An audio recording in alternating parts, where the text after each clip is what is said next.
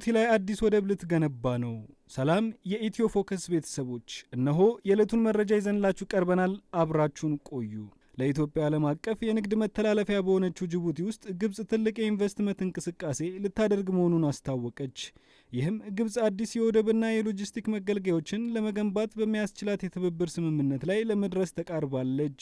በግብጽ ምክትል ጠቅላይ ሚኒስትር የሚመራ ከፍተኛ የልዑካን ቡድን በቅርቡ ወደ ጅቡቲ በሚያደርገው ይፋዊ ጉብኝት ወቅት ስምምነቱ ይጠናቀቃል ተብሎ እንደሚጠበቅ ካፒታል ያገኘው መረጃ ያመላክታል።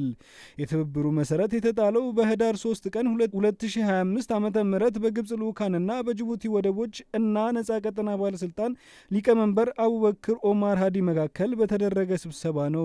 በዚህ የኢንዱስትሪ ልማት ላይ የግብጽ ምክትል ጠቅላይ ሚኒስትር ካመል ኤል ዋዚር በቅርቡ የሚያደርጉት ጉብኝት ለስምምነት የመጨረሻ ፊርማ እንደሚሆን ተጠቁሟል። የሰፊ ፕሮጀክት ጅቡቲ በምስራቅ አፍሪካ ያላትን የንግድ ማዕከልነት ሚና ከፍ የሚያደርግ ቁልፍ መሰረተ ልማቶችን ያካትታል ተብሏል። ይህ ኢንቨስትመንት የሚከናወነው ጎረቤት የሆነችው ኢትዮጵያ ኤርትራ ነጻነቷን ከወሰደች ከ3 አስርት ዓመታት በላይ በኋላ ቀጥተኛ የባህር በር ማግኘት ሳትችል በመቆየቷ ምክንያት ወደ ባህር ቀጥተኛ መዳረሻዋን ለማስመለስ በምትጥርበት ወሳኝ ወቅት ነው። ግብጽ የኢትዮጵያን ብሔራዊ ጥቅሞች ለመጉዳት ሙሉ አቅሟን ተጠቅማ እየተንቀሳቀሰች ትገኛለች። በአሁኑ ወቅት ኢትዮጵያ ታሪካዊ የባህር በር ባለቤትነቷን ለማስመለስ ከፍተኛ ጥረት በማድረግ ላይ ስትሆን ከአሰብ ወደብ በተጨማሪ የበርበራንና የታጁራ ወደብን በሊዝ ለማስተዳደር ውል እስከ መፈራረም ደርሳለች። የኢትዮጵያ እድገት የናይልን ውሃ ሊያሳጣኝ ይችላል በሚል ያልተጨበጠ ስጋት ያደረባት ግብጽ ኢትዮጵያ ለውጭና ለገቢ ንግድ ወታደራዊ ቁሳቁሶችን ማስተላለፊያነት የምትጠቀምበትን የጅቡቲ ወደብ በተጽዕኖ ስር ለማድረግ ጅቡቲ ላይ ወደብ ገንብታ ለማስተዳደር የሚያስችላትን የዲፕሎማሲ ስራ አጠናቃለች። ታላቁ የኢትዮጵያ ህዳሴ ግድብ ግንባታው ተጠናቆ ስራ ቢጀምርም ግድቡ ብሔራዊ ጥቅሜን ይጎዳል የሚል ስጋት ያደረባት ግብጽ ኢትዮጵያ ላይ ዓለም አቀፍ ጫና እንዲበረታባት ለማድረግ ከፍተኛ የዲፕሎማሲ ዘመቻ በማድረግ ላይ ትገኛለች። ኃይል ማመንጨት የጀመረው ህዳሴ ግድብ ማስቆም እንኳን ባትችል ግድቡ የሚያመነጨውን ኃይል እንዲቀንስ ለማድረግና በቀጣይም ኢትዮጵያ እንደ ዴዴሳና ዳቡስና ሌሎች የአባይ ትላልቅ ገባር ወንዞች ላይ ግድብ እንዳትገነባ ለማድረግ ከወዲሁ ትግላቸውን አጠናክረው ቀጥለዋል። የግብጽ ከፍተኛ የግብጽ ባለስልጣናት ወደ ጅቡቲ ወደብ ግንባታ ፕሮጀክት ለመፈራረም የሚሄዱበት ዋነኛ ምክንያት ኢትዮጵያ ከ75 በመቶ በላይ የውጭና የገቢ ንግድ የምታስተላልፍበት የጅቡቲ ወደብ ተቆጣጥረው ኢትዮጵያ ላይ ተጽዕኖ ለመፍጠር መሆኑን የቀጠናው ፖለቲካ የሚያጠኑ ባለሙያዎች ይናገራሉ። ባለሙያዎቹ እንደሚሉት ኢትዮጵያ ከሶማሌላንድ ጋር የተፈራረመችውን የበርበራ ወደብ ስምምነት እንዲቋረጥ ትልቁን ሚና የተጫወተችው ግብጽ ናት።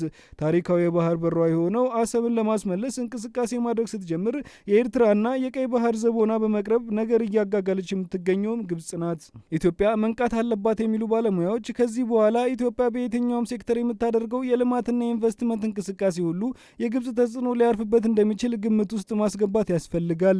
ግብጽ እግሯን ሙሉ በሙሉ ጅቡቲ ውስጥ ማስገባት ከቻለች ኢትዮጵያ በጅቡቲ ወደብ በኩል ወደ ቀይ ባህር የሚኖራት ተደራሽነት ላይ በሂደት ተጽዕኖ መፍጠሩ አይቀርም።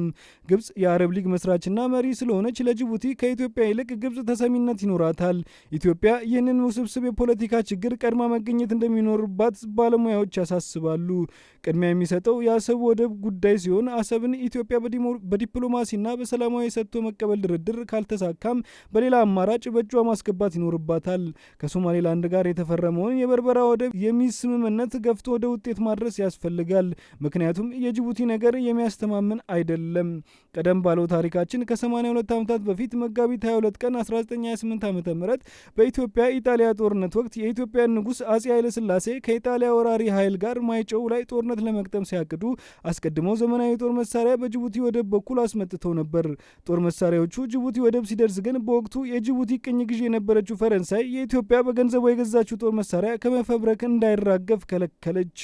የከለከለችበት ምክንያት ደግሞ በጦር መሳሪያው ኢትዮጵያውያን ነጮችን ሊወጉ ነው የሚል ወገኝተኝነት ነበር። ኢትዮጵያ በወቅቱ ኤርትራ ከነ ወደቦቿ በኢጣሊያ ስር ወድቃ ስለነበር ወደብ አልባ ሀገር በመሆኗ ምክንያት የጅቡቲን ወደብ እየተጠቀመች ነበር።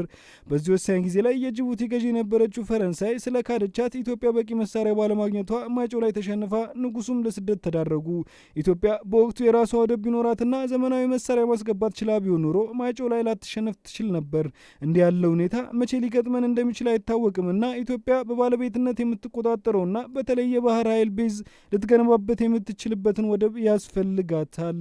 የዕለቱ መረጃ ይህን ይመስል ነበር። ላይክ፣ ሼር፣ ሰብስክራይብ በማድረግ ቤተሰብ ይሁኑ።